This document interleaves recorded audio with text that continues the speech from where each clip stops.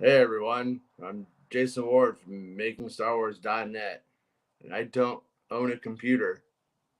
Your How's it going, computer owns you. Bestman and Rob? His computer owns him. That's how this works. Like, Hey, Bestman, do you own a computer? I don't own a computer, unfortunately.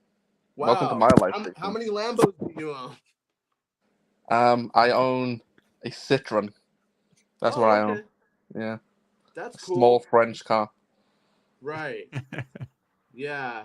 14 years old this year. Yeah, very good. Wow. It's almost like we should just start making up bullshit all the time. Maybe life will start going better. told Maybe you we got to change the name of the show to Yeah. Making Up Star Wars. That's what we got to do, I don't know. Oh yeah, no, I know, I know we're live. We are live. We're just not living, Jedi Mike. We live, True. but we not living. That's true.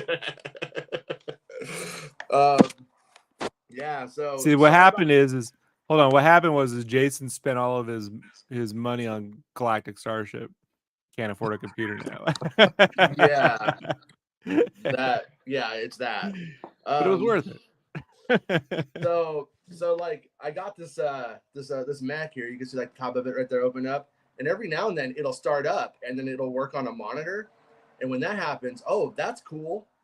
And it's been working fine the last couple of days, but now it just said, nah, it said, fuck you, Jason, you piece of shit. I'm I not know that doing what prompt. you want anymore. So that's where we're at. But there's still Star Wars news. You know, Star Wars news don't that's care. good. Yeah. Even if there's a strike, Star Wars news still happens, right? Don't give a shit. Yeah, it don't give a fuck. Yeah. So we just anyways, a friend of the show, who's I really super appreciate it, is sending a laptop for me to use on the show. I think next week, so it won't be like this forever, hopefully. But I don't know. This ain't becoming worth it anymore. This is becoming fucking. I mean, you just like you just jump on and then you see somebody who's like, oh man, why all the white people not getting everything in Star Wars? And they're like, super chat, super chat, super chat, super chat. And I'm like, oh yeah, I just want to.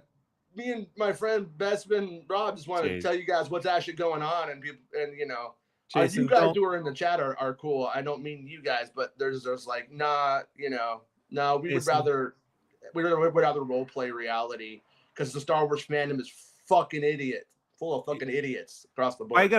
Why you gotta throw Santa show under the bus first thing just because your laptop, huh?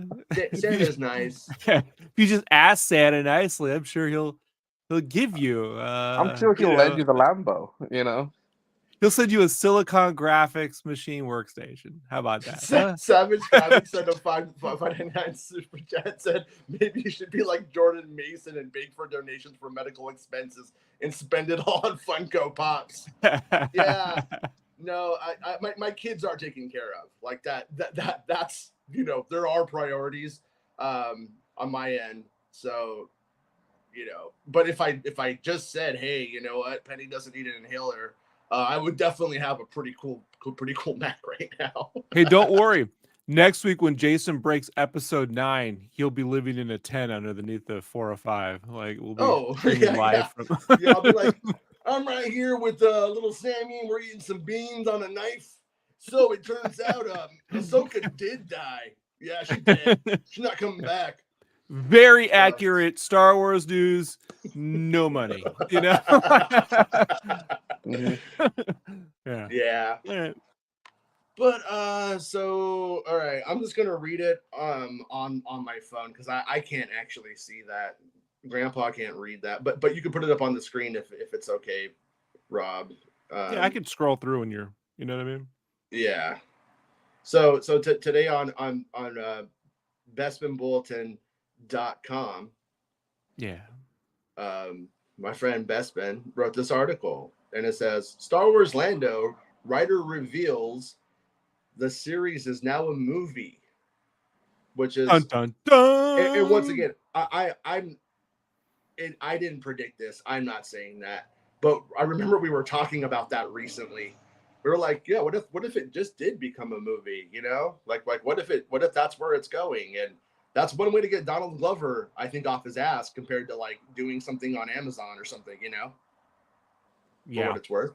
But so the article goes, just recently, fans learned that Solo, a Star Wars story star, Donald Glover and his brother, Stephen Glover, were taking over writing duties on the long in development Lando series. However, according to Stephen Glover, that planned series has now turned into a movie. Before we continue with the news, you can support Bespin on Patreon and Coffee. Maybe someday the rest of the Star Wars fandom will be like Savage Cabbage and actually support content creators that actually deliver truth instead of just race wars. All right, anyways, during an appearance on the podcast, Pablo Ter finds out Stephen Glover was congratulated by the host on landing the writing gig on Lando alongside his brother Donald. The writer began laughing and initially attempted to dance around the host's comment, but quickly revealed Lando is actually a movie and no longer a series, as first announced back in 2020.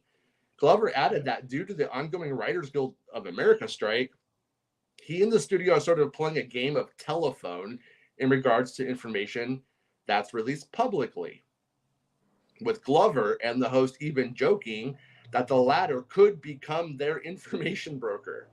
You can read Glover's comments below. So just so everybody knows, I am not Donald Glover's brother, okay? I'm just reading bestmanbulletin.com, so don't get confused. Okay. Oh boy, you should have said that. I mean, I could pretty much be like, we're doing it's not even show. I'm sure the nerds will figure it out anyway. They'll read my lips or something. The idea right now is to do a movie, you know? Oh. Like, what's the thing? Like right now, because of the strike, it's sort of like telephone with all the information coming out. This guy writes. Deep talker. Mm-hmm. Him and Zack Snyder should hang out. Hey. Fascinating conversation. I'm a better writer than speaker too, though. I get it. But no, I hear you. The series was first announced in December 2020 during Disney's Investors Day, where Lucasfilm president Kathleen Kennedy, hey guys, pay me. God, that bitch. Shit, the red eyes now. Oh, she's ruining Star Wars. I just hate her. Come on now. All right. Yeah, all right. She tried to destroy Ahsoka, but Filoni defeated her in combat and got to make the series. You're telling me the Force has titties? Okay. Hold on. Really? Well, Meg just dropped her chamomile tea, right? Meg's gonna try to date the Force. Justin Simien was penning the scripts for the Disney Plus series.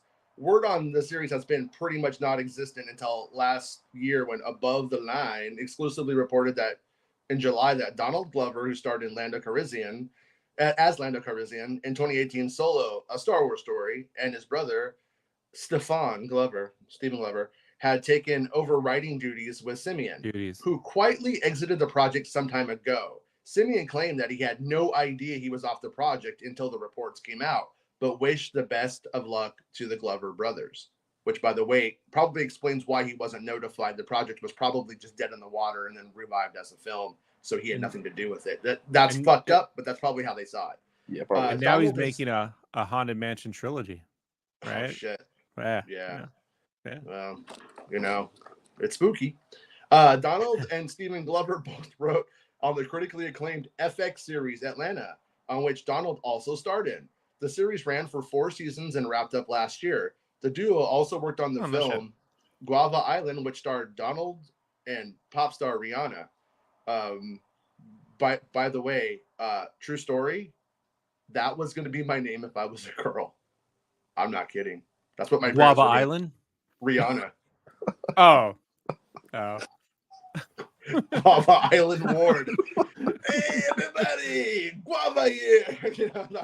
Look, Bespin, you laugh, but those 70s parents, they had weird ideas for names. You know, we got Tristan Michael and shit like that. But back in the day, they were naming their kids Star. So Guava Island's not that big. Yeah, River Phoenix and Guava Island. I mean, that's not a giant distance, you know, like in believability. So, I'm Star. On Star Wars.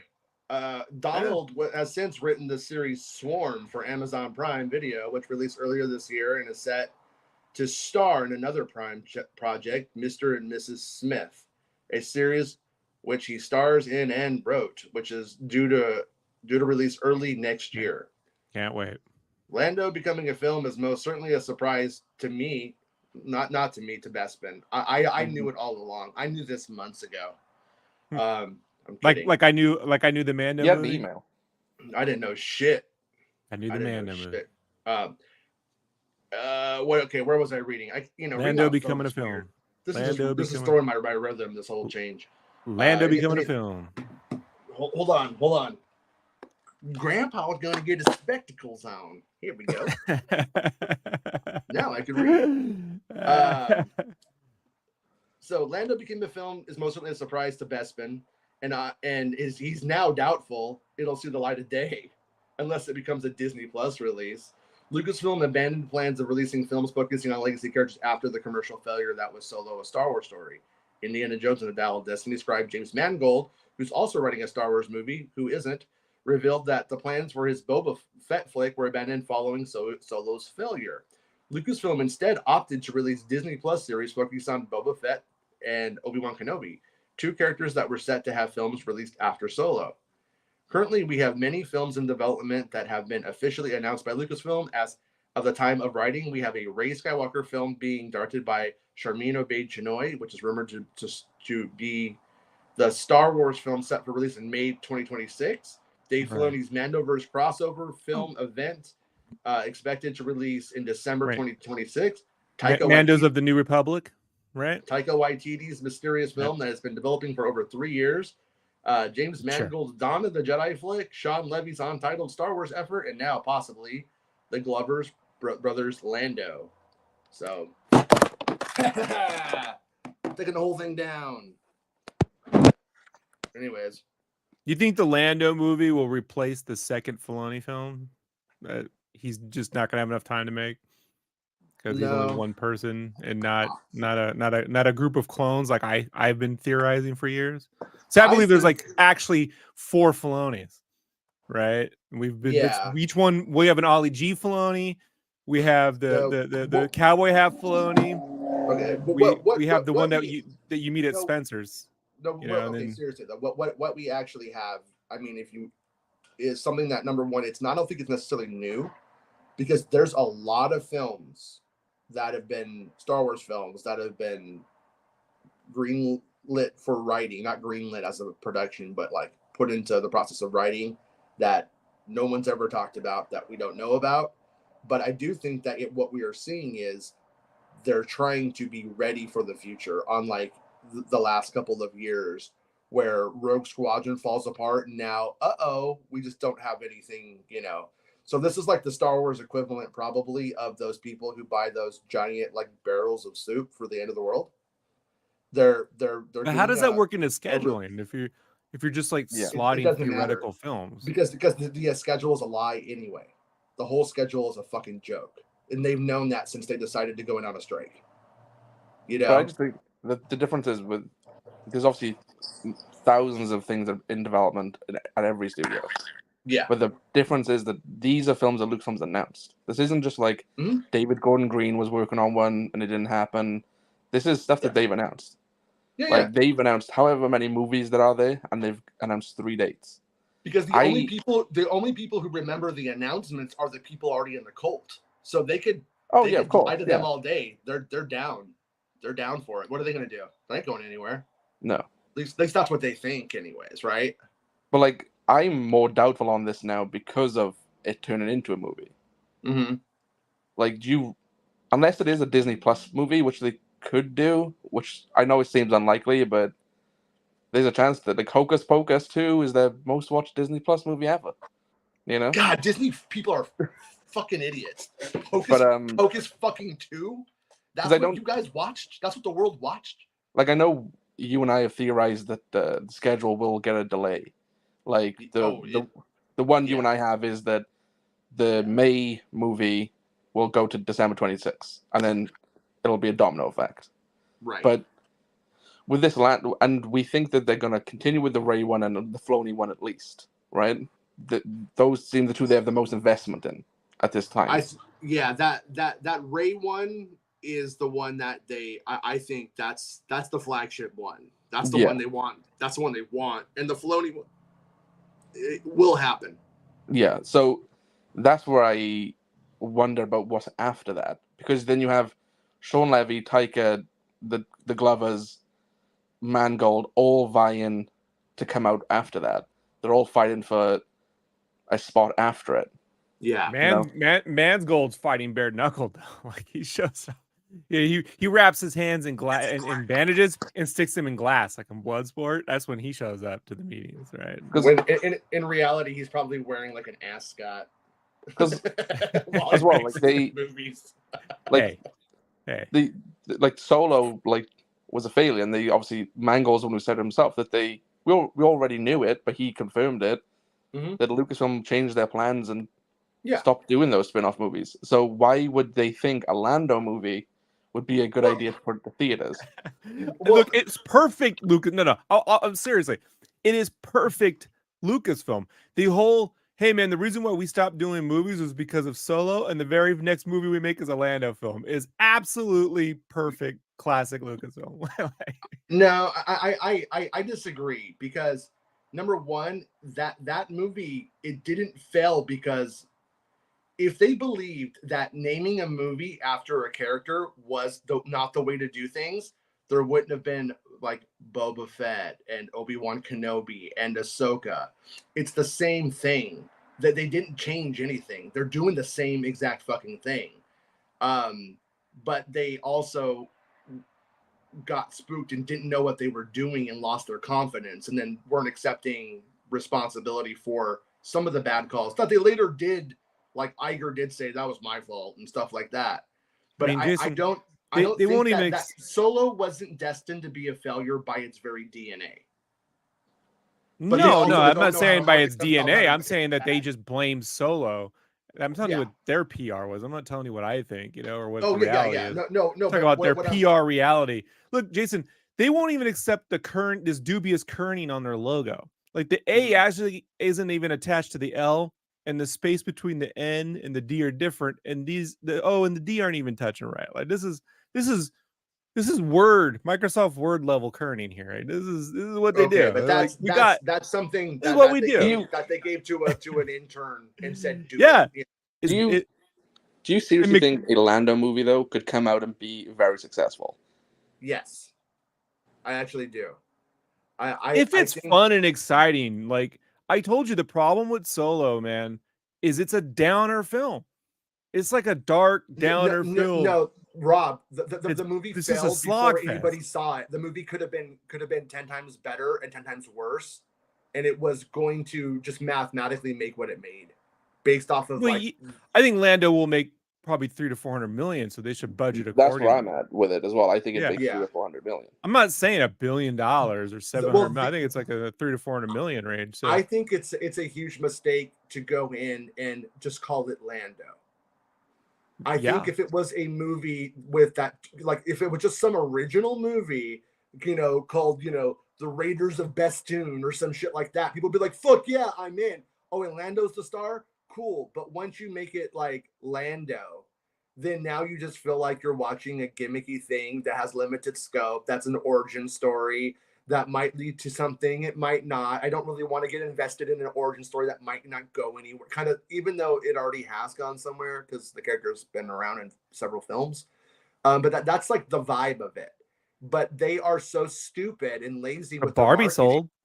Yeah, well, it's just called Barbie. That's what it's called. That's what it's called, though. Yeah. But someone in marketing right now is making that case. Look, Barbie it works. Character names and Jedi Mike, I think, speaks. Is touching on something that I also think that would be the agenda for this film. Is like before Black Panther, there was sort of this idea that like Black audiences don't go see nerd shit.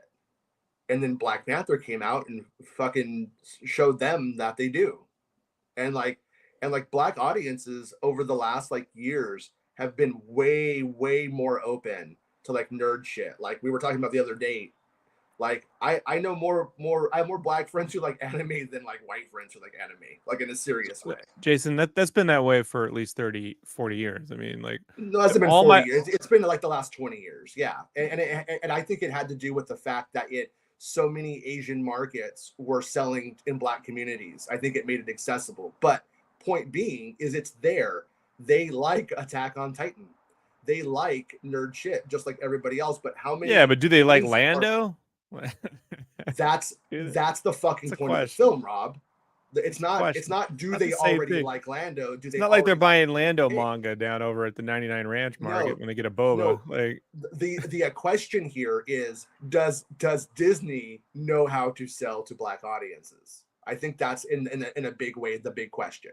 Yeah, but also one thing we've seen this year is legacy franchises really underperform. Yeah. So even if this it targets black audiences and the black audiences go, that doesn't mean it's going to make a ton of money. And I don't see Disney not giving a Lando movie a decent budget. So if this comes out and like me and Rob both thought 300-400 million for this thing, like that it would make. If they're going to make a movie, and that's their estimates, they're going to have to do it on like a $70 million budget because we've seen it. Like Harrison Ford, like he's a star. He was a star for decades. He comes out with Indiana Jones and it underperforms massively. It costs Disney hundreds of millions. Yeah. You know, like Transformers. Like I know they've had a series of bad films, but we're seeing these decade-running like franchises slow down, especially in the States. Like if you look at even something like Fast and Furious and Mission Impossible, they did far less domestically, but they did really well internationally. You know? Right. And we've seen from past things as well, the Star Wars sort of does 50-50 almost, domestically, internationally. So hold on. I love this. George Beck says, LOL, I'm pretty sure Disney knows more than you people do. Yeah, they really know that $250 million for a Geppetto film was a smart move. We had no clue. Yeah. Yeah. They really know that throwing $200 million into TV shows is a way to make a profit. That's really they know giving Indiana Jones $300 million is a great way to make money. Yeah, I love Indy. I'm the guy. I'm the guy who put Yub Nub on a fucking shirt, and they told me that that's not the way it's said. But Jason, Disney did make Hocus Pocus 2, and it's their most watched Disney Plus title. So we got to give them credit. Yeah, we do. They know more than us. Geniuses. You know, they know more. Yeah. No, they certainly know how to like lay people off more than we do. I mean, we're not good at that one. You know, like. Yeah. No, if Disney knew what they were doing, Solo: A Star Wars Story would have been a profitable film, and it should have been. Like I said, I don't think Solo: A Star Wars Story is the benchmark for Star Wars films. In fact, I would say it's kind of lower on the list of Star Wars films. At the same time, I think it should have made a lot of money. They got stupid greedy, and that they fucked it up. But the thing about it is that I think with a little bit of time, they have they're able to figure out that we could have made another 100 million off this movie had we handled it right. And maybe with that knowledge in hand, they know that making Lando into a film, maybe they know what the parameters are. But so who directs this film? That's the question, right? What you do, George, is you get everybody who decided to make Willow. A movie that was essentially, a movie that was just Star Wars set in a fantasy world, and you put Metallica in it, and you get a writer's son, famous son, to go, and it's like, oh, hey, George. No. They followed my Willow lead last time and just got Ron Howard to fuck it up. You know, like that's what happened. they learned nothing. Yeah, we learned nothing here at Lucasfilm. Yeah, same mistakes. Whatever. Can we just kick this guy out of you? Like, can we just ban this guy? No, I like George. You know why? Because it's the real George Lucas eating a Big Mac. I spend all my time making experimental YouTube posts now. That's what I do. But let's be real about things, George. Disney is not the Disney of 2019. In fact, the Disney of 2019 was coasting on the coattails of Disney from 2017. And that's why they've been lost in trying to figure out how to move forward in the future in a profitable way. And like Disney Plus and stuff like that, it's not, hasn't been profitable for them. They haven't been able to turn these ideas into things that are making them money at the price point. They are successful.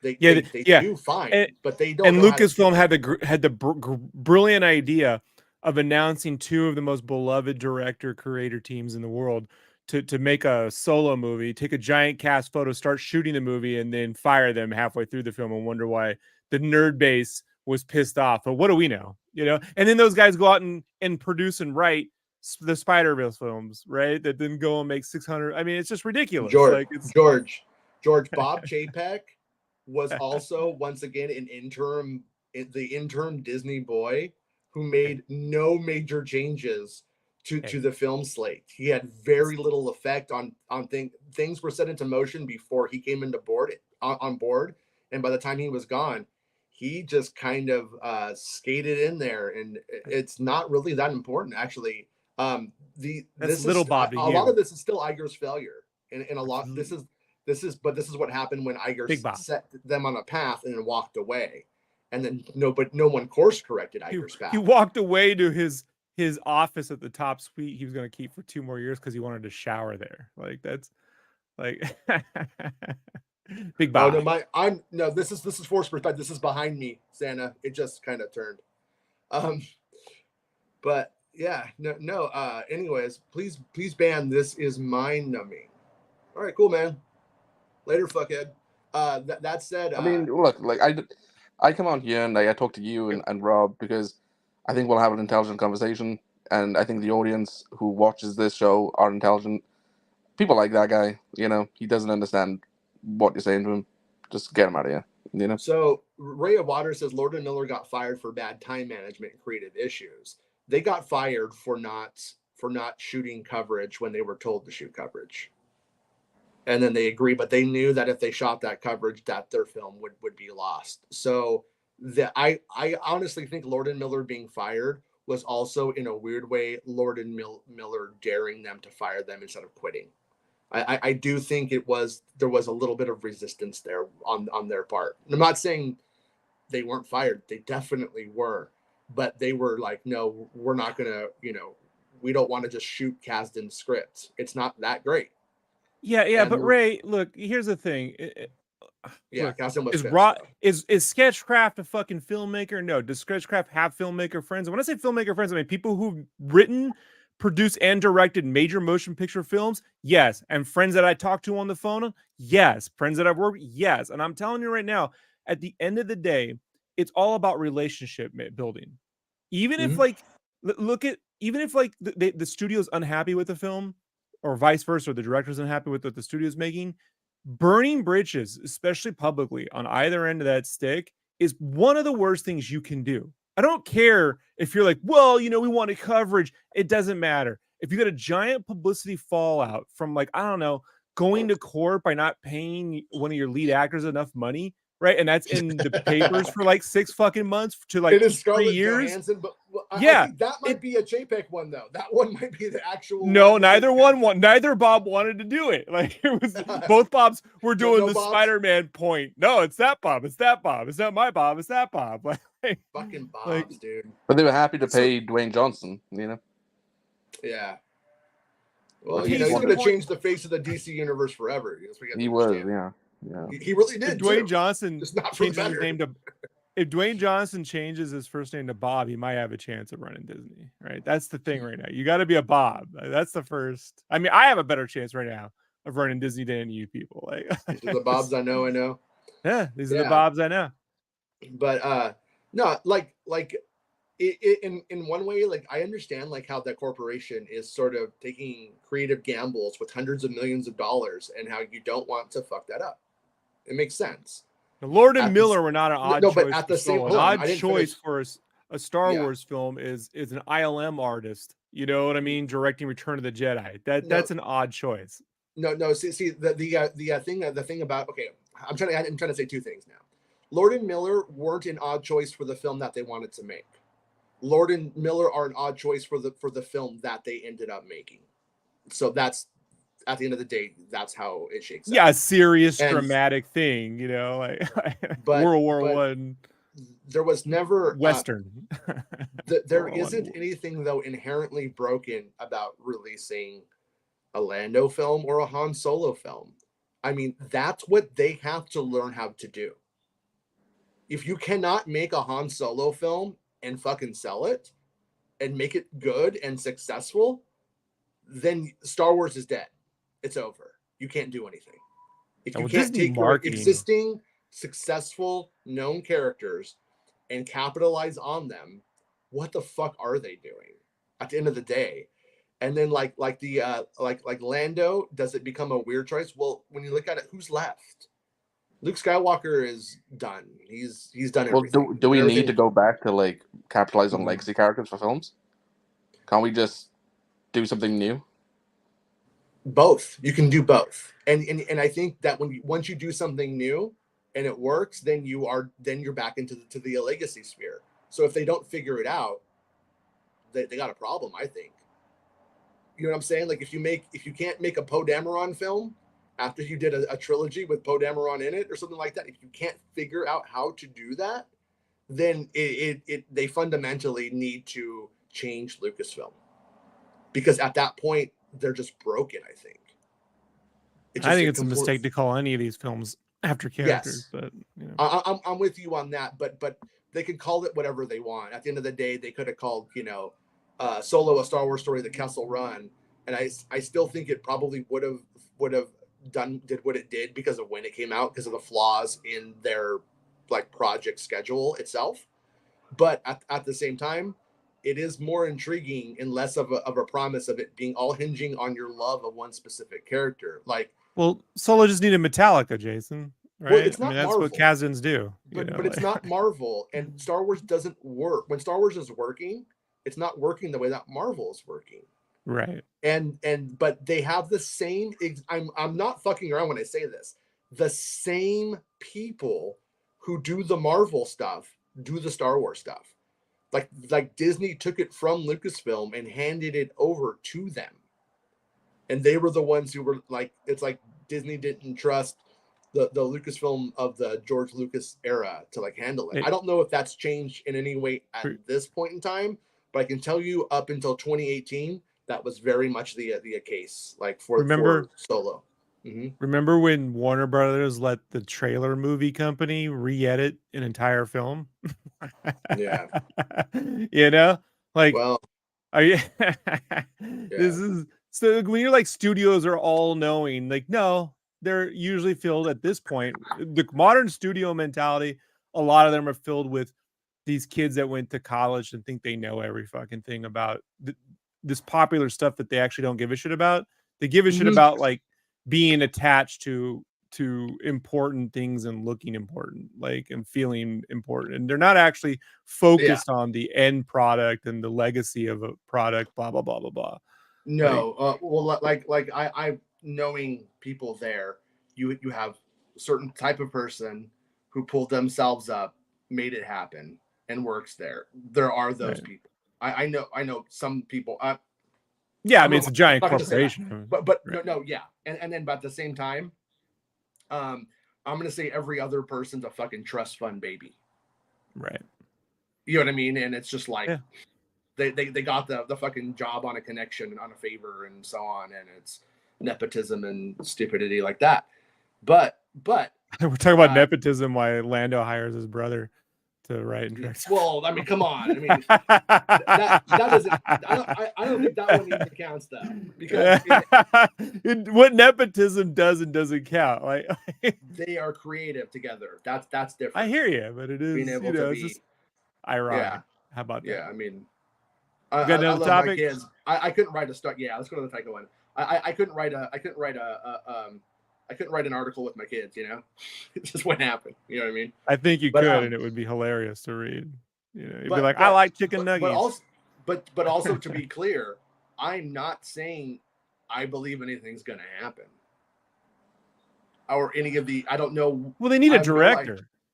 I mean, like, that's the first and foremost thing. Like, films get made with directors. Like, okay, actually, I'm gonna roll that back based off of that point on that article. That's actually a reason why I believe in that one more, because it's so much of it is hinging on the actor and them writing it, that then they go and they hire a director.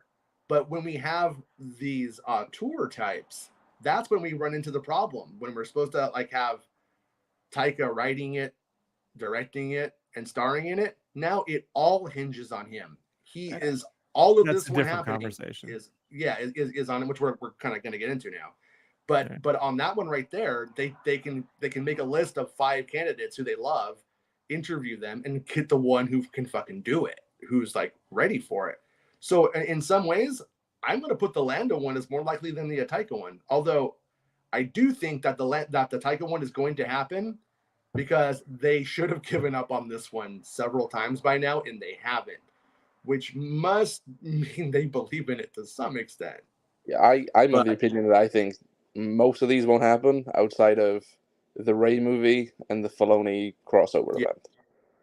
Yeah, the Rey movie and the Rey movie is gonna happen, for better or worse, and the Filoni one, like it would really take I think it would take every Disney Plus show bombing out right now, which hasn't happened, and then everybody just hating it, and people being like, just don't do it, fire that guy and never talk to him again.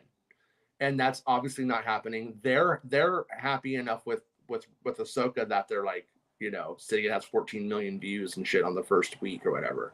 Like they're in that space, so they are going to make those two. Like I think they almost have to. But will they be any good? I think the Filoni movie will end up being good because he has momentum, having done all of these other projects over the years, even in like the quote Filoniverse. But the other one, the Rey one, that's the one I'm like, is it going to be good? Does Frank Marshall do first AD on the Filoni movie and then try to ghost direct it? And he's like, when I was on arachnophobia, blah, blah, blah, blah. Filoni's like, oh, man, not at the spider movie again. Oh, no, spiders. Creepy Crowley guy trying to get all creepy Crowley on me. I'm not doing it. So Taika Waititi, this is from bestfilmbulletin.com. Taika Waititi jokes that he will never finish his Star Wars script. By Bespin Bulletin. It's been over 3 years since Lucasfilm announced that Thor: Love and Thunder director Taika Waititi was writing an untitled Star Wars movie that he was also set to direct. But there's been no real progress in that time, it seems. However, the filmmaker still manages to find the comedy in the situation. And then I get it. You can support Bespin on Patreon, and you can give him a coffee, and you can tell him whatever your opinion is on the Lando movie. It's going to happen or it's not. Yeah. The Jojo Rabbit director is currently at the Toronto International Film Festival, where he premiered his next directorial effort and much delayed flick, Next Goal Wins, which is due to release in November. Which, by the way, I want to see, but my theater has a giant standee for it that's like Indiana Jones style. And I'm like, what are you guys doing? This isn't that kind of movie. This isn't a 14-foot long fucking stand thing, whatever. You gotta take a photo next to it for when this movie, does like Disney 50 million. Disney knows better than us. So yeah. Disney knows better than us. 14-foot standee. Mm-hmm. Hey, look, to give Disney some credit, remember when the standee for Titanic was just a fake like slab of metal? Like it was like printed, it was in theaters, and it was like Titanic, summer '97. It was just this like fake printed slab of metal. It wasn't even a boat or nothing. Like it's like, all right. Yeah. But imagine if it had just been Rose laying on the couch. Oh shit, dude! It would have done $3 billion. Yeah. What are you talking about? Kate Winslet. She was beautiful. I'll go see her right now. The Jojo Rabbit director is currently at the Toronto Film Festival. Unfortunately for the director, the film has scored mixed reviews from critics in attendance and is currently categorized as rotten on Rotten Tomatoes with a mere 57% and an average score of 6.2 out of 10. But it's still got a 9-minute ovation. The lowest of Taika's career. In addition to promoting and premiering his next release, Taika Waititi also presented fellow filmmaker Sean Levy with the TIFF Tribute Award. Is it the TIFF Tribute Award, or did they just print it out from a TIFF file? And they were like, yeah, TIFF. That was pretty nerdy, Rob. That was pretty what? Levy just Levy just like White The fact that you knew what I was talking about means you're a nerd too, bitch. Like untitled Star Wars film. So Sean Levy is working on a film, Star Wars film. Sean Levy, best known for his work on films such as A Night at the Museum, Free Guy, Real Steel, and The Adam Project, along with directing various episodes of Stranger Things, was revealed to be working on a Star Wars film in the fall of last year, and was set to focus his efforts on the project once his next film, Deadpool 3, has been released. Deadpool, you think it's Lando? No, Deadpool 3 is currently, maybe, set for a May 2024 and was halted in July due to the start of the SAG-AFTRA strike. When presenting Levy with his award, Taika, as expected, made various jokes during his speech, one of which was in regards to his long-in-development Star Wars movie. The What We Do in the Shadows creator quipped that, unlike him, perhaps Sean Levy will actually manage to finish a script for a Star Wars movie. You can read the full quote below. Once he had his way with that Deadpool franchise, like a cruel and indiscriminate virus, he'll move on to another and another and another, and then eventually probably Star Wars. And unlike me, there's hope he actually manages to finish the script for that. So, Taika Waititi. I must stress that Waititi's comments are clearly of a joking nature, but don't worry, there will be tons of YouTube videos probably saying otherwise. As you can see for yourself in the video of the speech here, and they'll all have feature that GIF of what's a Shia LaBeouf crying at the theater, right? Yeah. Every time they cut to him. I've often seen some fans strike out over the director's comments in the past. Some due to the contents of his comments either being missing or going over people's heads. Yeah, I know. Some of you motherfuckers are face blind, I'll tell you that. I've seen some lash out purely because they don't like the idea of Waititi handling a Star Wars film, with the reasoning usually being that they didn't like Thor: Love and Thunder despite Waititi's past work all garnering critical acclaim. The last we heard of Taika's Star Wars film was in May, when the director told The Hollywood Reporter that he had a really good idea for the flick. The director added that he was currently struggling to crack the middle section of the script and joked that he couldn't let his characters just meet a smuggler with an alien sidekick. Those comments from Waititi were followed some made by Kathleen Kennedy. Oh my God, how dare you mention her on the show, Bespin? Are you kidding me? Give me money. I fucking hate her. Ooh, she makes me mad. The month before at Star Wars Celebration, Lucasfilm president revealed that Taika was a slow writer and that his script needed a third act. Huh. So clearly, the middle. Clearly, what we have is we have a problem, I think, connecting the second and the third act. He has an ending in mind, and how to get there from where he's at is not happening, or wasn't happening. I would imagine at this point, even though he's not supposed to be writing, he's probably fixed it in his head. Just shower thoughts and stuff, you know. Certainly, AI can just solve the problem and write something, right? Like, problem solved. Right?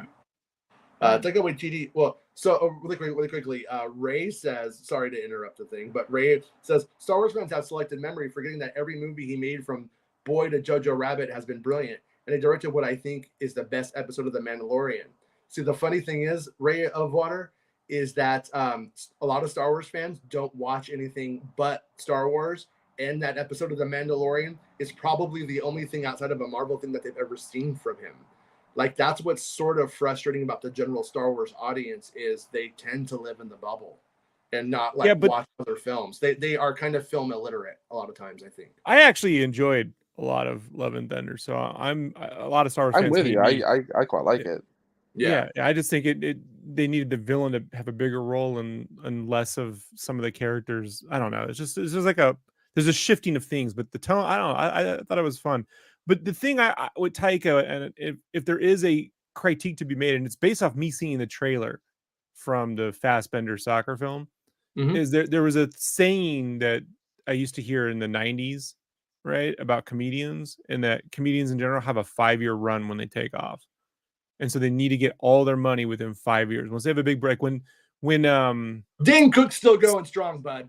when Sam Kinison had that breakout in Back to School, you got like 5 years before the people are done with the Sam Kinison bit. When Jim Carrey, so Jim Carrey had all those one-note bigot. Jim Carrey comedies, really 1994 to 1999. He needs to shift.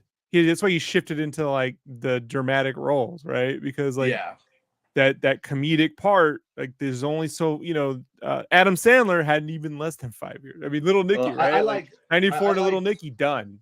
Like Ragnarok is probably like my second favorite Marvel movie, and Love and Thunder, I just didn't give a shit about it, and I got bored and I didn't finish it. So I don't care though. I don't think it has any effect on whether his Star Wars movies are going to be good, because plenty of people have written good movies and done bad Star Wars movies and done good Star Wars movies and done some other shit. Correct. So it's irrelevant. In general, he's not going to be able to just write from the gut. He's going to have to take a shift and tone with his own work, because there's a sameness to it that once you get a certain level of, and look, he won an Oscar for Jojo Rabbit. So like that could be the peak in terms of like audiences responding to sameness. That's all I'm trying to say. Like, he's prolific, and burnout's a real thing too. Burnout, yeah. Well, that's same thing. There's this window of time where you can only produce so much at a certain level, and then you have to either pull back or take a shift or something. Like, and I'm just saying statistically that's historically been proven right. I'm not saying it's the case here, but if there is something to be. The industry matters too. Has Marvel been hitting other home runs and Taika was the only failure? I don't think so. No, but that was my argument when that movie came out. Yeah. But when that movie came out, I'm like, this movie suffers a lot of the same problems these other Marvel movies. Way too much volume shooting, way too much lean. Like Favreau and them came up with that bit where they were improvising on the first Iron Man film and thought they could do that again on the second Iron Man film, but with tons of more plot mechanics. And that didn't work.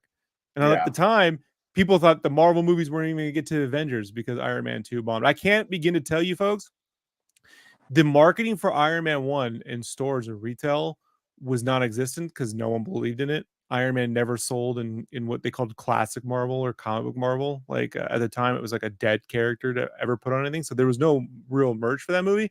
But when that movie took off, Iron Man 2 was where they were going to make all the merch. That's why when you walked into Walmart, you saw this giant AC/DC display with, like, they were leaning into the music side. And they were putting all this merch out, and that it was too much stuff and it tanked, so when, like, I do give you my opinion, folks, like it is based and rooted like historical fact. Like I've seen how these machines kind of like conjure up something to respond and adjust, but they've had major failures with Marvel in the past. The wins sort of like obscure their losses. I can't begin to describe to you. Maybe a lot of people are too young to remember, but like Age of Ultron was not well received when it came out. And I was like, I like the movie. I don't know what you guys are talking about, but people were shitting on it. I don't think that's really changed though. Just because people liked a TV show that came out, they were like, oh, that made it better. Most people didn't go back and go watch WandaVision and go put on Age of Ultron and be like, it's better now, and started clapping. But I guarantee you, Disney would love to have a $750 million win with Haunted Mansion the way they did with Thor: Love and Thunder. You know what I mean? Like, sure. But once again, like Ray points out, I don't think he's going to make Star Wars Ragnarok. That'll be a full-on comedy. Just like when he did his Mandalorian, he didn't just jump on. Well, I was trying to say they're leaning on that improv stuff too much, is what I'm trying to say. Like it's in all of their films, and so now there's a sameness across all their films that is real, and TV shows in a way that's hard to deny by anybody. I think at this point, Yeah.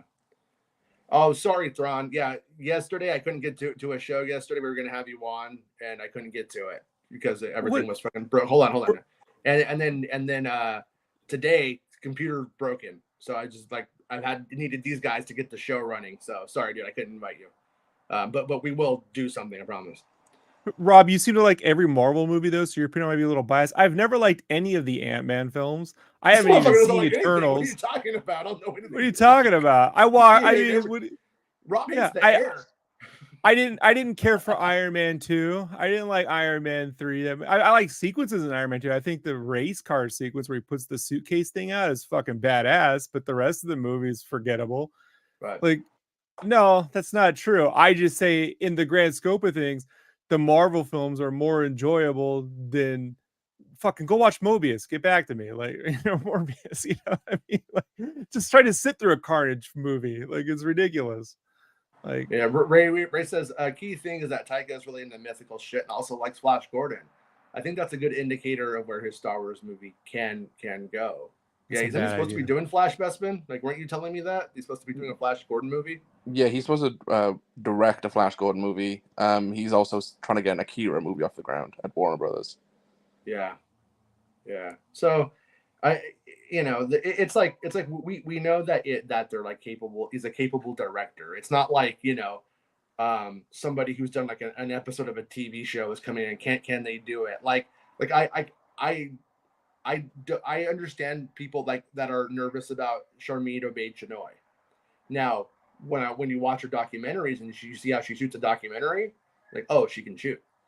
Therefore, I believe that she has the visual. And that's how Lucas developed his acting. I mean, his directing 100%. Chops was in documentaries, and there's a strong case to be made. I'm not the one saying this. This is many filmmakers said documentary work is a better training ground for films than say music videos, because you make your documentary in the editing bay, which is what is a better training for a big budget film, more so than say a music video where you just show up the day and you do this over here and blah blah blah, and then music will solve the problems. Like, there's an actual narrative that you have to craft with the footage in a way that I mean, it requires you to.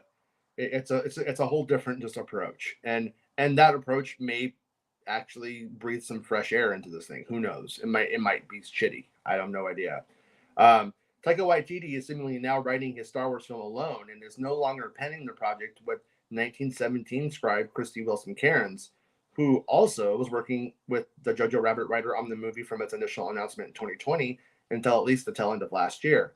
I do not know this, but I assume that Taika began a rewrite of the project, maybe at the end of last year or the start of this. Given the departure of Wilson Cairns, who also worked on the project with Waititi for over 2 years, and the fact that Taika is attempting to crack the middle portion of the script after 3 years of work, it's also worth mentioning that the current Writers Guild of America strike, which forbids the filmmaker from continuing to work his script until an agreement is made between the guild and the film and television studios. So he can't write, is the point.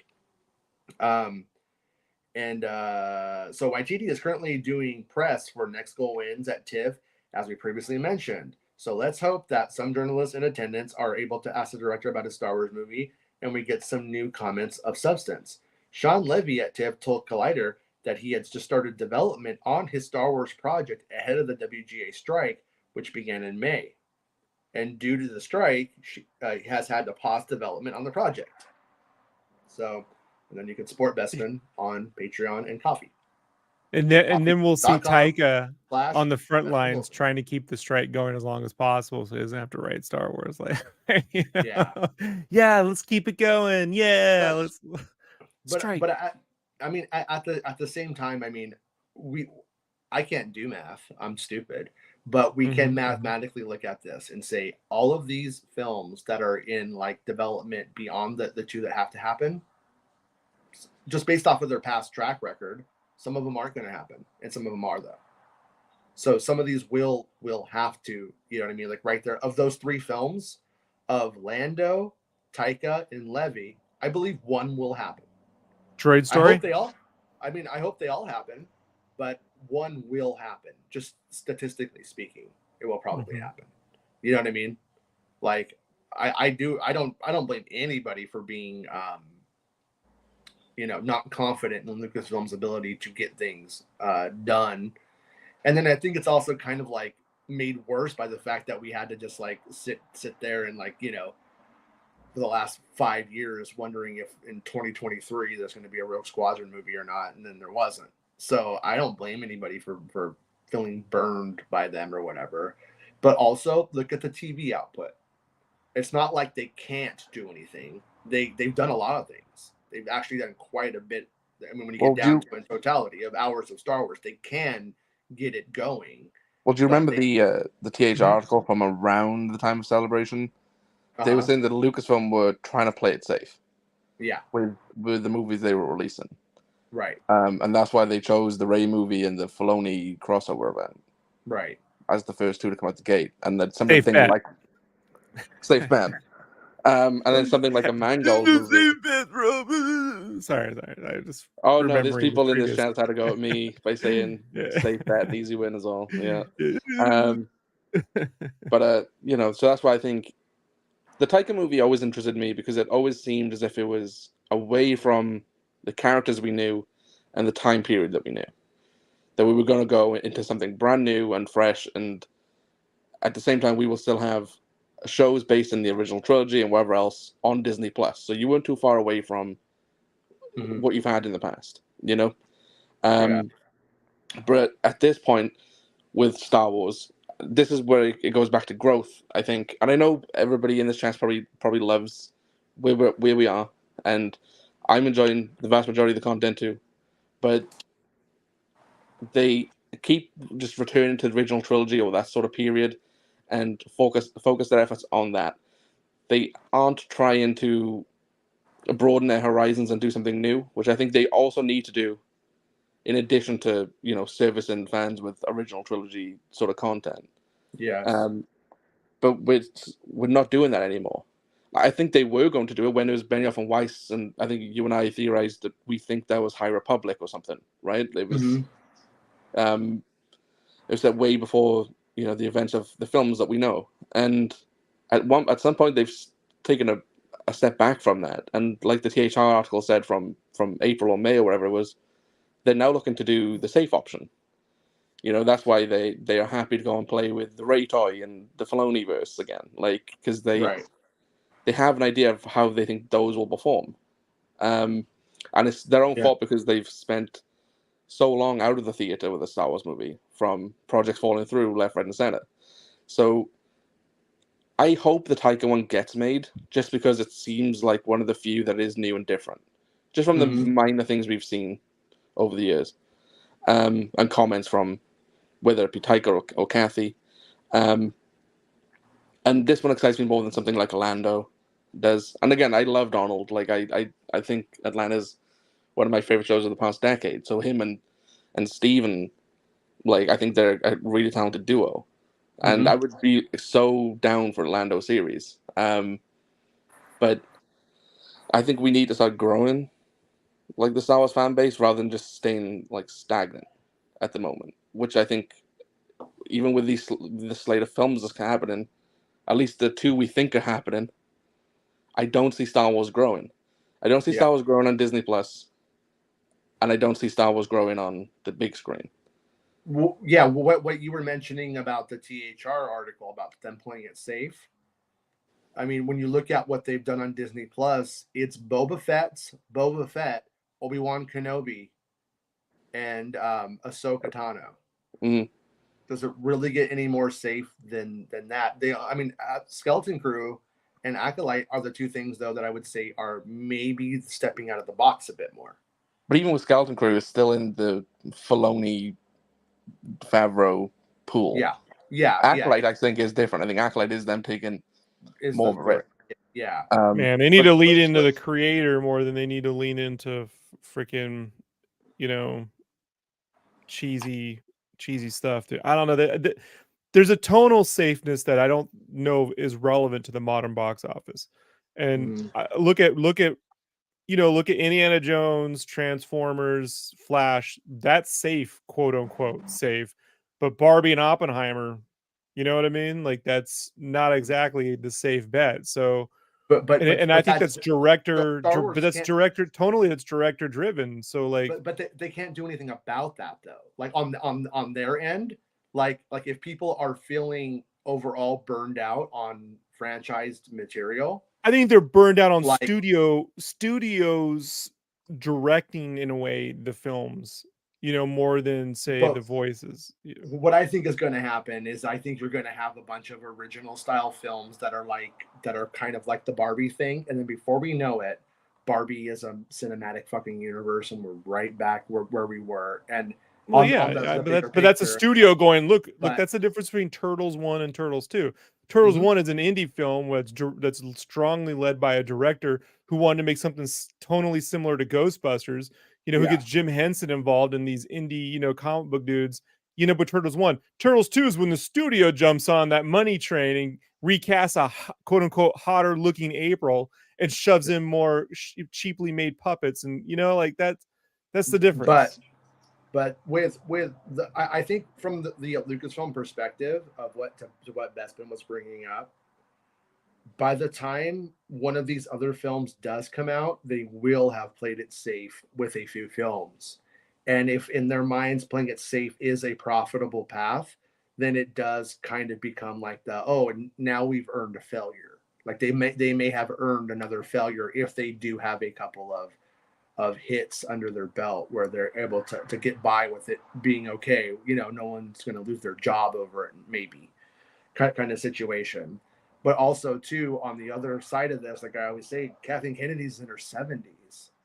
So at some point she can go and if she can get it made, it's a movie that she wants to get made, even though it's going to fail and they fire her. What the fuck does she care? She's about to bounce anyway. Let me tell you something that no one's having the conversation a few times to some, pushback, and I stand with it. The Star Wars films are not visually amazing at this point. When I look at something like The Creator, or I look at Oppenheimer, Barbie, or Spider-Verse, there's something visually like, holy shit, I've not seen that. I want to go see that. And the Star Wars films visually have been playing it safe since JJ came. Are they well made? Oh yeah, it's well made, but it's not visually like holy shit. And that doesn't mean more things. It just means visually stunning.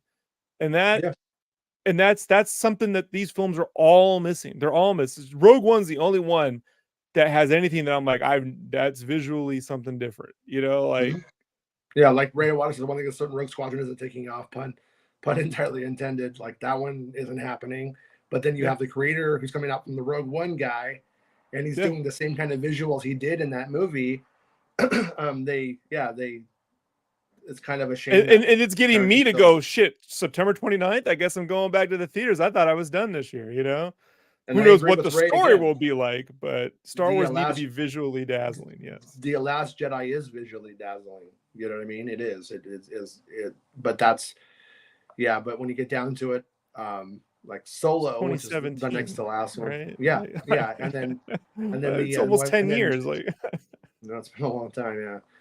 Yeah. But we have Disney Plus is what is permeating in our brains, and that's our recency bias of how we feel about Star Wars is really informed by that. And sometimes like Ahsoka has been visually pretty strong, but overall, if we were to take all of Disney Plus and lay it out in a line and go, what is the character of this? It wouldn't be an A+.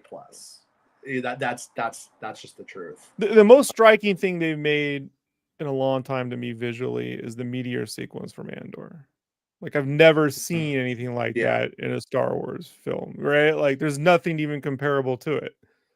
Like just and then you like so like, but I'm just trying to say, I was re-listening to an interview Christopher McQuarrie did when Fallout was coming out, and this is like 2019 around there. And at the time, there was a discussion from the studio about casting Asian actors so that they could open up bigger in China. And he's like, hey, man, I'm all for casting, whoever we want to cast. But like, let's go talk to the Chinese distributors and see if that's what they're looking for. Because the studio just figured that was the answer. So he's like, we went and had a conversation. It turns out that the Chinese market, the studios were saying, that the casting's fine. It doesn't really matter to us. They want a premium movie experience. The Chinese audience wants to know when they they want the highest video, the highest sound. They want to, and I just think about like that's where Avatar does win out, folks. Like you can complain about whether you're interested in Blue Aliens or not. You're getting a premium experience, and do the Star Wars films however they sell them, however they need to look like a premium experience and not, hey, we can Star Wars go. But once again, all of that's an irrelevant thing because Hollywood doesn't pay attention to geopolitics, and China aborted a whole generation of its women, and therefore that's a whole different conversation. I know. I'm talking about 2018, but this mentality of the premium experience, I think that premium experience is where we're at now, right? When you look at Maverick and people wanting to see 4D, like, you know, Oppenheimer. I want to see Oppenheimer with, I don't know why you want to feel a nuclear bomb, but that's where the audience is. I'm not, you know. But every fucking couple of days, I just see something about making money in China. In 10 years, there will not be any middle class money to be made in cinema in China. I don't think. I know. I'd love to at be this wrong. point, they're not. They're I not don't even want to see the whole civilization fell, but it's going to. So I know, they're not even counting on that. Do you have time to talk about the Fallen Order article? Yeah. Okay. So, Star Wars Jedi Fallen Order and Survivor game director exits Respawn Entertainment. What?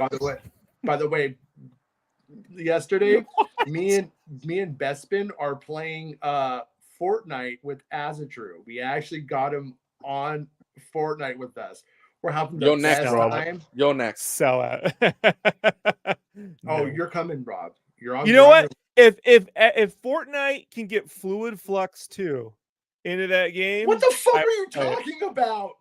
See, I know you don't. What? You don't know because you're not nerdy enough. You know what? Go look up Fluid Flux 2. Can make Gal Gadot and Barbie come out of there and suck my dick. I'll also. I mean, what? That's crazy. That's the weirdest arbitrary thing to ever pull out. It isn't. You just don't know what I'm talking about. It's not arbitrary. It doesn't matter, Rob. That's some arbitrary craziness. No, it isn't. But that would get me to play it. If Fortnite is like the holodeck in Star Trek, I'm fucking in, bro. An Unreal 5 engine plugin is not the holodeck. It's an Unreal 5 engine plugin. What is so much cooler than you? Well, we all know this. I mean, you know. Anyway, no, but yeah, it was hilarious, right? We're like sitting there, and then I'm like joking that he's just gonna go. Like we're just never gonna hear it. Like this news comes out, and he's like, "Oh, like Stig's left," and Jason's like joking he's gonna leave, and you say to him, "Azra, do you need to go and make a video?" And then like he just disappears off the screen. He's gone. He's fucking gone, dude. We never heard from him again. We cut to his camera, and it's just the chair spinning in circles, right?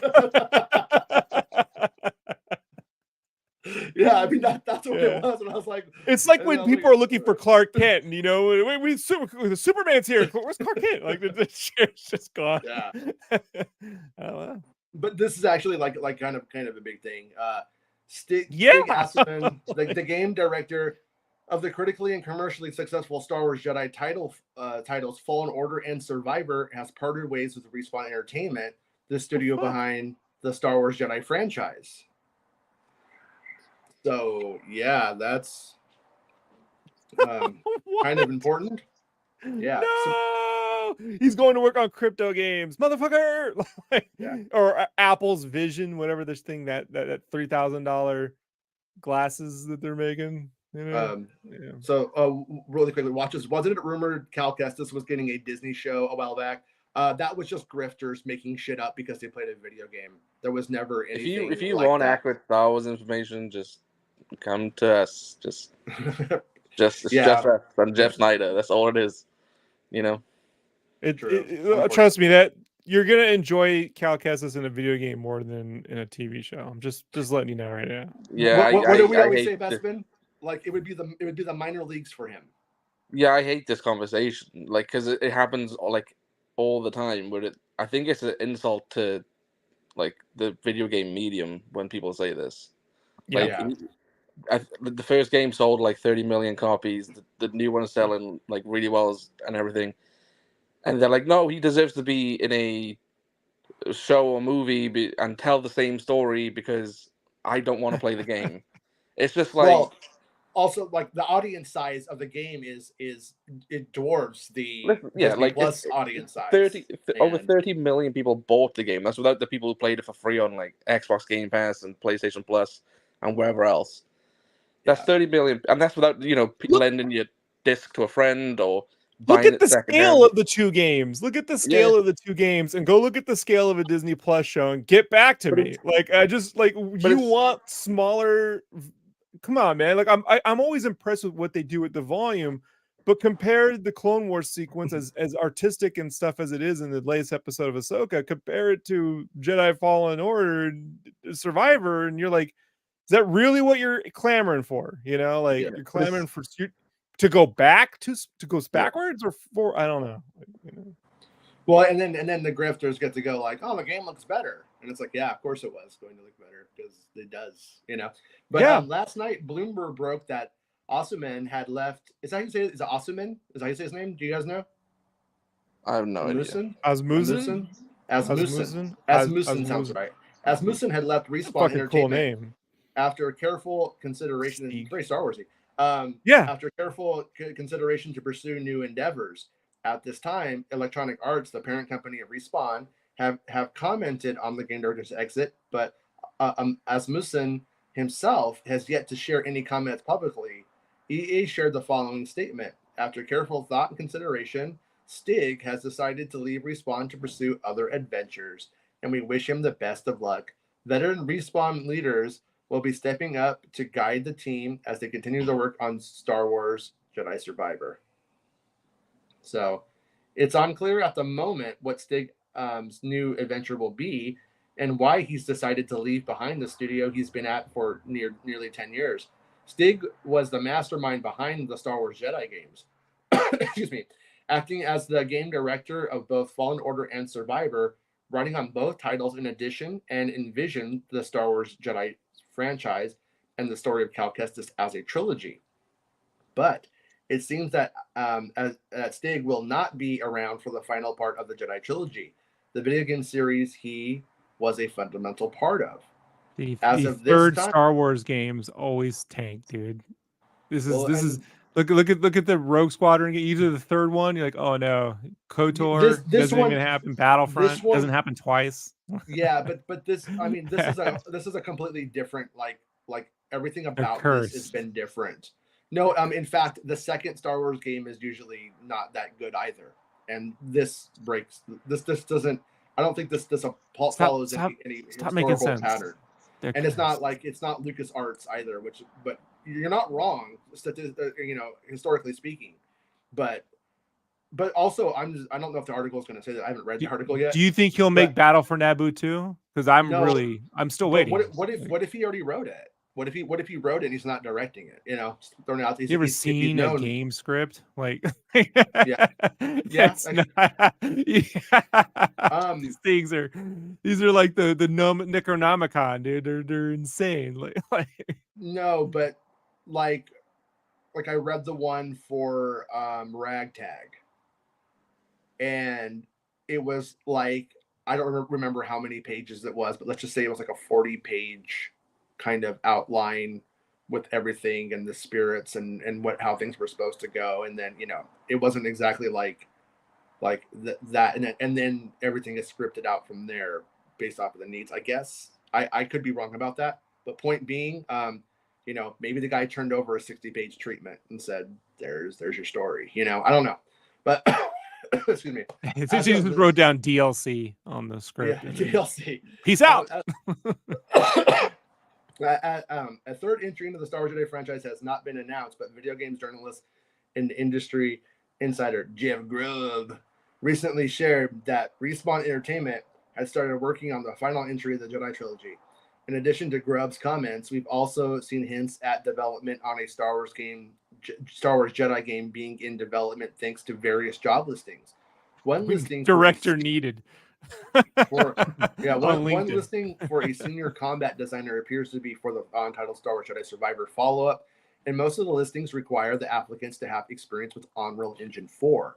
The engine Survivor was made with, and Unreal Engine 5, the latter being the engine Stig previously revealed would be used for the third Jedi release. However, it's worth noting that the untitled FPS game they're working on also has these requirements. The lineup that stands out and points towards this particular job opportunity is for the Survivor sequel is, quote, a passion for melee combat games. It's a major plus. In addition to the Flux listing, too, man. They got to get that in this game. Go right to. I'll play it if it comes with Nuke, the drug from RoboCop 2. RoboCop 2. In addition to the. I'm being robbed. In addition to the listing of EA's website, another has appeared on LinkedIn. seeking out a principal game writer specifically for the Star Wars Jedi franchise. Well, okay, there you go, I guess. Never mind what I said. A principal game writer specifically for the Jedi franchise. LinkedIn, see? Granted, a principal writer for an on. Hey, what if old Stig got a movie? What if Stig's out there writing a Star Wars movie? You know. What if he's writing and directing Blue Beetle too? Oh no. Could happen. Granted, a principal writer for an unnamed Star Wars project. My ride's here. Stig right now taking out for his Blue Beetle job. But what Grubb has shared, and from what I have heard personally, this is me making Star Wars. I heard this myself, not Bespin. Right? No, this is Bespin heard this. A Survivor sequel is currently in extremely early development. With Stallone? You right Survivor 2. Like Survivor 2. Frank Stallone? They're making a was it you, Bespin, who told me they're making a fucking that one where they climb rocks? They're making like a they're making a sequel to Cliffhanger. Yeah. Well, fucking why? Why? No one is like, do you know what they should have made a sequel to? Cliffhanger. You know, no one is saying that. He ends up on Tulsa King and he quits to go do Cliffhanger too. Dude, and Kevin Costner ends up on a Taylor Sheridan thing and quits to go do, Wyatt Earp too. Like, I would rather see Over the Top 2 than Cliffhanger 2. But anyways, Jason, I actually wrote an Over the Top 2 sequel in the 6th grade. I did. I turned it in. Funny 2-page script. Yeah, that'll do because. Yeah. Stallone's kind of like a big 6th grader, so I think I went to Japan. I really had them go to Japan. I was like, over the top to Tokyo, dude. Like, what? How do you get the truck there? Huh? Right. I think they shipped it in, and it was like American. Like, man, this is the first time I read. It wasn't my first script when I was a kid, but it was a 2-pager over the top. My teacher was not happy. Let's put it this way. I think she did not want you and Azatru should team up and write Over the Top with Transformers. Optimus Prime could be the truck. That's how they're in Japan because she just flew there, and then they get to drive around him in the truck. Anyways, one line in EA's statement that's likely caught fans' eyes is veteran Respawn leaders will be stepping up to guide the team as they continue their work on Star Wars Jedi Survivor. Yeah, I'm sure some have taken this as a nod towards notable DLC for Survivor. However, that could be a possibility. I'm personally taking the line as work on future patches and for PlayStation 4 and Xbox One versions of Survivor that are currently in development. You're right. Yeah, that's a good point, dude. They're doing like the last gen version of the games to get a little extra cash. So undoubtedly, Stig's departure from Respawn and his lack of involvement in the third entry of the Star Wars Jedi trilogy is a real blow for Star Wars fans and survivors. It'll be interesting to see who steps up in the wake of Stig's absence, though the third Jedi entry is still likely a handful of years away. I personally don't expect to see it until 2027, when we'll all be dead. However, they should recover. I wish Stig all the best on his new adventure and can't wait to see the next step in Stig's journey that it brings us. You know what, Stig? Unless it's a crypto game. Finish what you start, you J.J. Abrams mother. No, I'm kidding. Yeah, I know it's actually even Luke quit his training. What are you talking about, Jason? What lessons did we learn from Return of the Jedi? You just quit. Yeah, no, but I mean, it's actually a really huge bummer because, in my opinion, the Jedi games just got better. There's only been 2, but they got better. And so I was like, well, when they get to the next one, and like Bespin was telling me yesterday, it takes consoles like 3 years until they start really developing for themselves, for like the current gen's worth of stuff. They're still like looking backwards for a time, and this would be the one that would be all based on, on shit from like what the consoles could do now. And I'd imagine if this game was coming on 2027, it'd be at the tail end of the PS5 and Series X life cycle. Not life cycle, but the months before the PS6 comes out.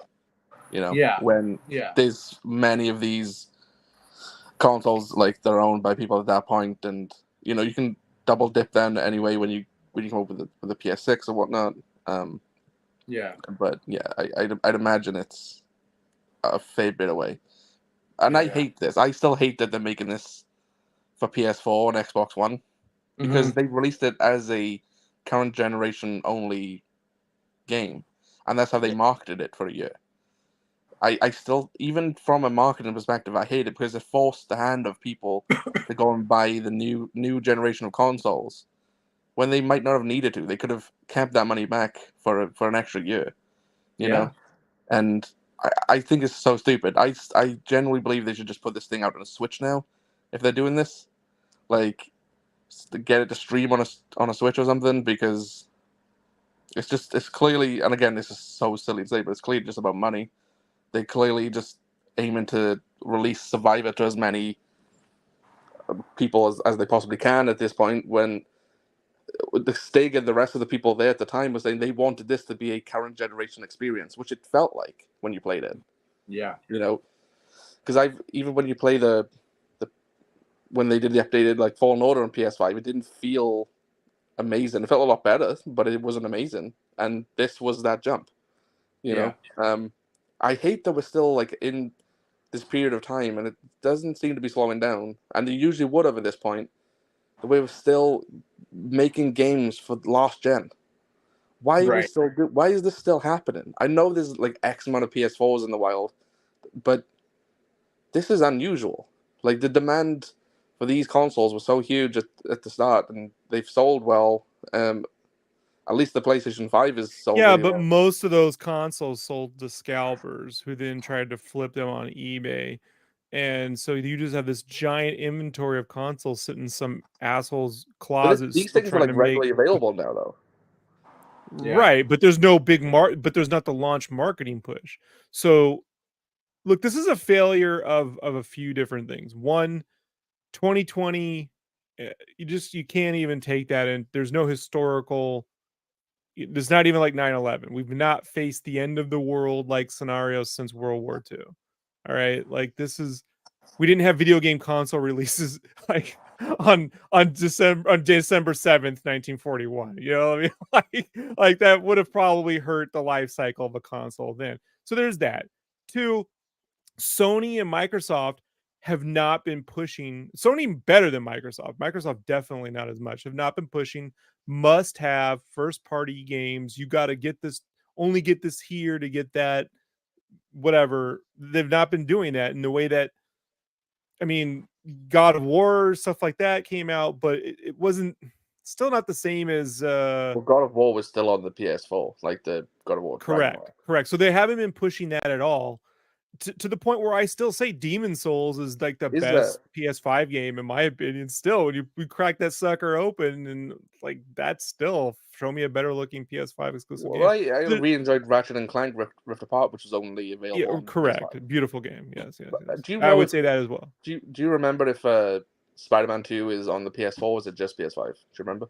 Just man, that's PS5. It's just PS5. Yeah, that's a good thing. Yeah.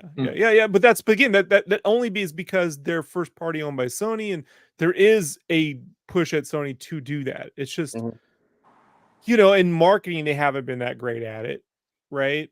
And then so the other thing is, and let's not underestimate how inept these big third party publishers are. If there is an allegory to this or a likeness to this kind of reminds me of when the Wii was big and no third party distributor really wanted to make an exclusive Wii game that took advantage of anything, because we did the thing and it's only going to be for one system and we're not really going to make our money back, but you're like, you got this giant install base that wants games, and since there's no great games, they're all buying these shitty like Hell's Kitchen, like Flash games and stuff for it. So it's this fallout effect. Studios not wanting, because the people running these studios are trying to find the next crypto enabled NFT fucking scam sham, trickery. Wait, you got any info? You know where I could maybe get? Oh yeah, totally buy crypto, totally. So like, that's just put all your money into it. I dare you. So like that. Ooh, I have a movie idea. Some Bloods, get some money together and they invest in the market. They get ripped off. and it's called Bloods versus Cryptos. No, not for nothing. Okay.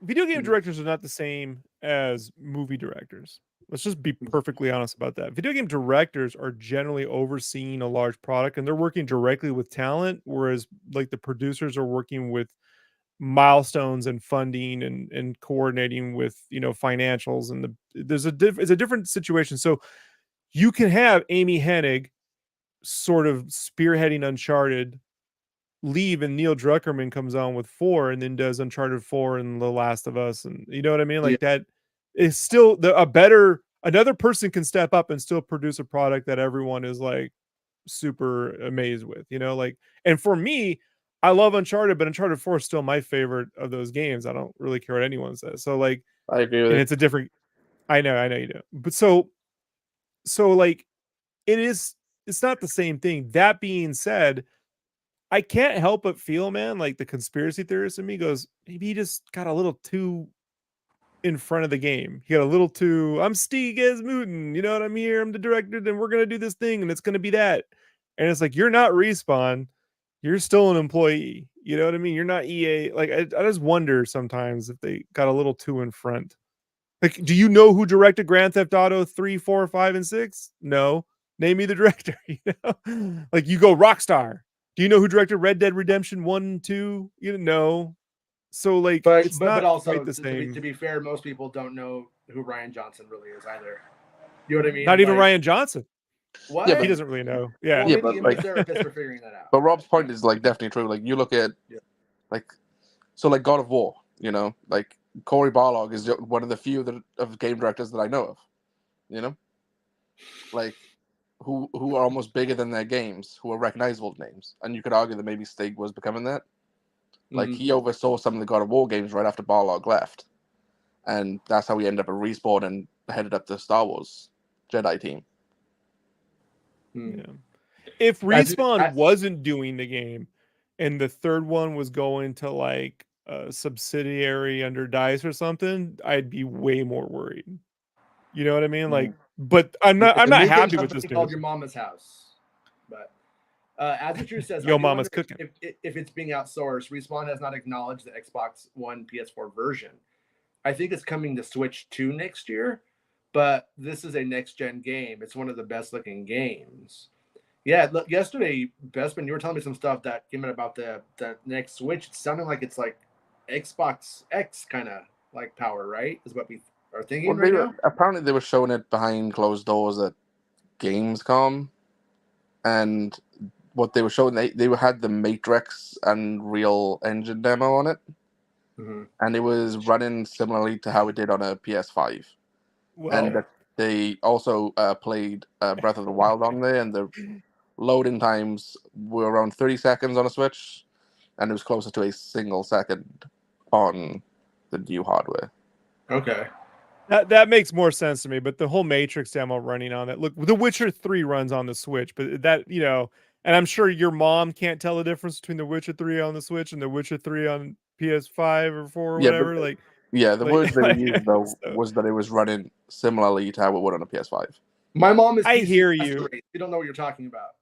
But I've been behind those closed door meetings at E3 and game companies, and I've been shown, you know, so I understand like the people in that room aren't always, they're not as technically minded as you'd think, you know. So look, there is a limit. Well, if there's anything right now that the world needs is a better battery system. There's only so much power you can put into a handhold before it'll explode in your hands. Like, by the time the Nintendo comes out, and then by the time it gets like mainstream, it hits like where most children have it and stuff, it's going to be like 3 years from now. So it does, the power does make sense. It does make sense that it would be like around that powerful at that point. And, and that's what they have to like develop. It just brings up a slew of real questions. Like the Matrix 3 demo wasn't running optimized on PS5. You know, it was dipping down to like 18 frames per second. Like there's all sorts of real technical questions I have. I think the promising thing to take away is I'm less interested in, wow, it runs a Switch game faster. It should. I'm more interested in, will the games on the Switch 2 have interesting and dynamic lighting? because right now, every time you announce a Switch game, they just had a Nintendo Direct this morning. Every Switch game looks like a non-lit, like a vector-based GameCube game to me. Like there's no real dynamic lighting. They all have the same. They all look the same. They all look like Switch games, like in the way that Dreamcast games look like Dreamcast games. Like it's pretty impressive for a year, but then by the end of it, you're like, wow, that's a Dreamcast game. It's like a Model 3 Sega arcade game. Like that's what the Switch games all look like to me at this point. So I'm more interested in that. But the Matrix thing is the fucking Switch games are basically look like they should be 720p games 99% of the time. So it's just but I think that this might be the time when Nintendo plays catch up for a bit. I think they would look better at 480p on the PS2, if you want my opinion. A little bit of that pixeling would help make the game better. But it stands to reason that if you are Respawn and that Switch 2 is coming out and that new hardware will be able to run your last gen game, and that there's a whole sizable thing of children and people that are just Nintendo loyalists who didn't play the game, who only own the Switch, and who will upgrade to the next Switch. I mean, that's a large amount of money, I think, to leave on the table. So I'll buy a Switch 2 this day it comes out. Like I'm always a day one adopter, but like at the same time, I'm also like there are just realities to mobile gaming or any mobile platform at this point, and until we find a better solution for power across the planet, like we're kind of not really growing anywhere. Like you can do all the solar power you want. How do you store it?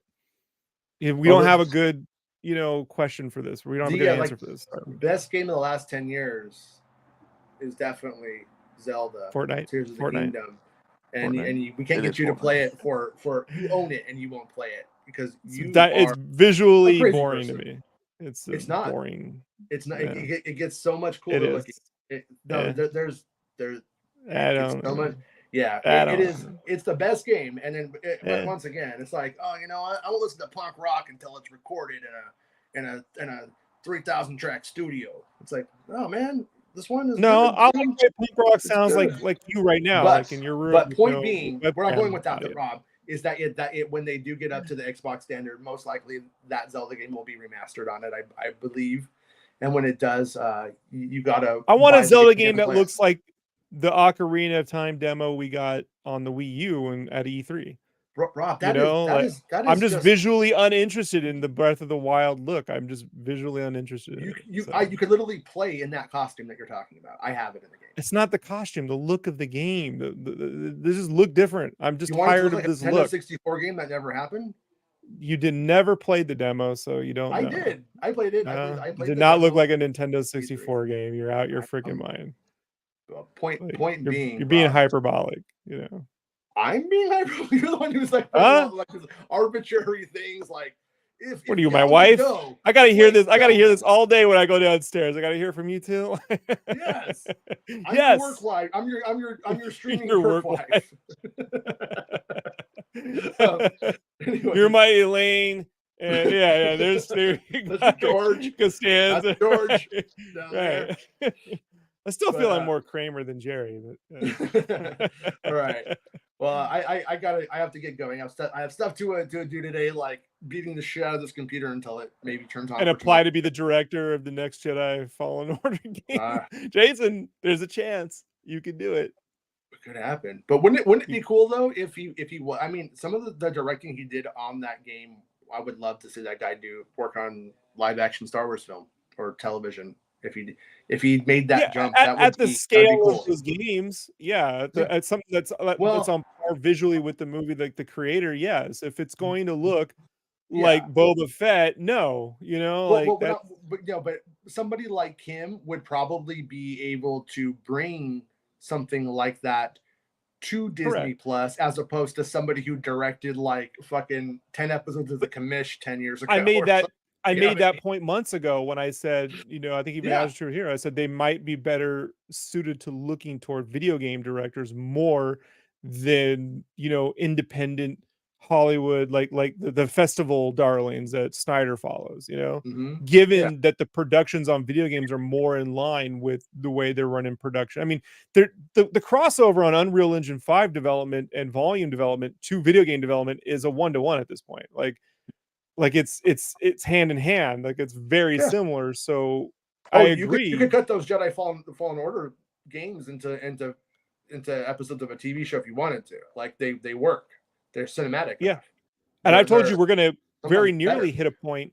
I know we gotta go, but like very nearly we're gonna hit a point where the assets for the game will be the assets in the show, and you'll be able to make those assets per a project. You know what I mean? Yeah. One will facilitate the other, and you won't be doubling over. You know, like that. Yeah, that's happening sooner than later. So I hear you. Just they have to deliver. If he were to be announced as doing a live action Star Wars project, you have to there's a promise of the premise, man. They're going to be expecting something that's on par with that, you know, visually, you know, and not the Kenobi dinosaur on the roof sequence, you know. Yeah. Well, no, I would say when I saw Inquisitors in the Stig directed sequences as opposed to the Disney Plus directed sequences, right, I was like, oh wow, Inquisitors can look really cool. Like that was how I felt. And well, so anyways, Inquisitorius, you know, in contrast to Kenobi. Yeah. But anyways, thanks for coming and hanging out with us today, Bestman, and for writing the articles. You know, thank you for writing the articles and making me feel bummed out by this news. Wow. I'm excited. I see a lot of potential. We talked about 3 potential Star Wars films that may happen, that they intend to happen. That's better than just being like, nah, we're sunsetting the films for now and just taking a vacation for another 10 years, you know. We're selling to Apple. How often do we take this lap though of 3 potential Star Wars movies happening? How long have we been doing this stance? You know, at this point. 2 years consistent on this show. No.